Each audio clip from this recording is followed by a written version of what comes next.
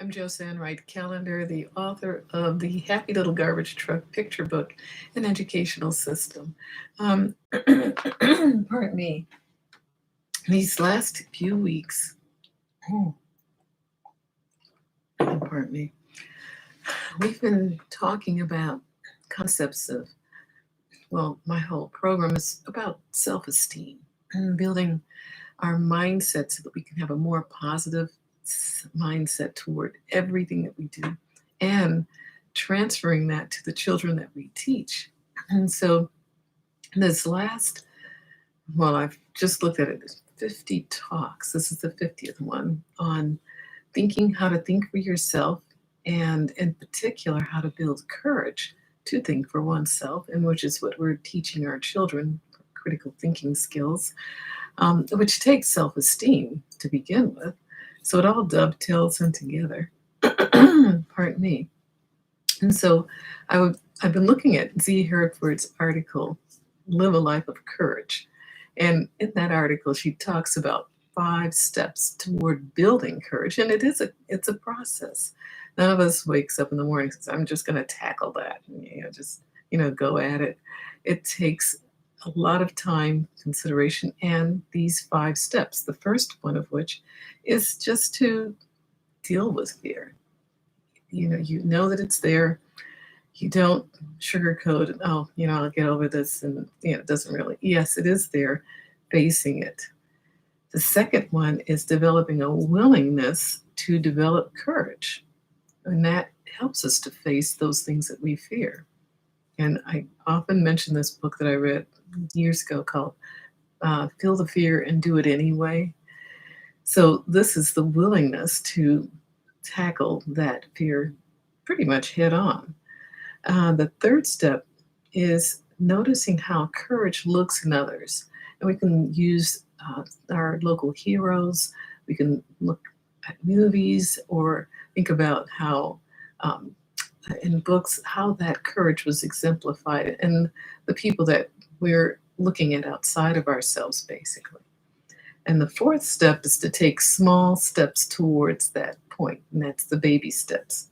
The fifth one is what we're talking about a little bit more extensively today, is developing faith, which I believe, as Ms. Hereford, is like the foundation, the powerhouse of having courage. And so the reason why I say it's the powerhouse is that it comes from our heads, our brains. What we think truly powers us into doing anything, breaking our lethargy, having the momentum to go on to new things. It all begins in our minds. So there's this new field, or a science field, called Neuro Theology, that unites brain science with psychology and theology, or religious thought and belief. And so one of the scientists that has written a number of articles is Andrew Newberg. And I've been listening to some of his YouTubes, which I put one in the link below, and an article that he wrote in particular called Mind and God, the New Science of Neuro Theology. And so he and other researchers were looking at how the brain functions in relationship to spirituality, as well as how this impacts our physical and mental health. And so they found that religion and spirituality are positively linked to good mental health.